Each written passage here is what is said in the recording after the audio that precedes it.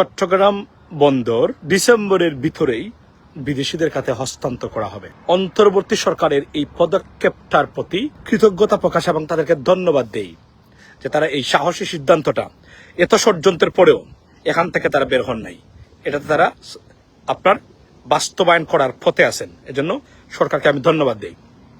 মনে রাখবেন, বাংলাদেশের যে কয়েকটা খাত আছে দুর্নীতিগ্রস্ত, যেখানে লুটপাট হয়, তার মধ্যে বন্দর অন্যতম। একটা দেশের উন্নয়নের অন্যতম চাবিকাঠি তার বন্দর ব্যবস্থাপনা, এবং সেই বন্দরটাকে আপনার রাজনৈতিক দুর্বৃত্তায়নে এক ধরনের জিম্মি করে রেখেছেন। যারা এখনো বিরোধিতা করেন তারা এই কারণেই বিরোধিতা করেন, কারণ তারা এখান থেকে লুটপাট এবং খেতে পারবেন না।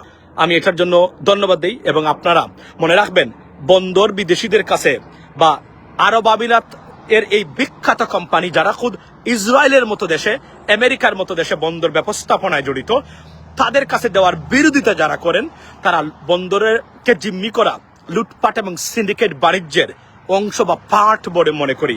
আরো একটু যদি টপ লেভেলের ল্যাঙ্গুয়েজ ইউজ করি, সেটা হলো এবং টাফ ল্যাঙ্গুয়েজ, সেটা হলো এরা ভারতীয় প্রজেক্টের অংশ। এটাই হলো সবচেয়ে বড় বাস্তবতা। Wonderful life, thank you so much. এটা আমি মনে করি লেডিস এন্ড জেন্টলম্যান, অনেকদিন পরে বলে রাখি, আমার এই পেজটাকে সাপোর্ট দিবেন। এই পেজ লাইক বা যেটা যা যা লাগে এটা করে থাকবেন।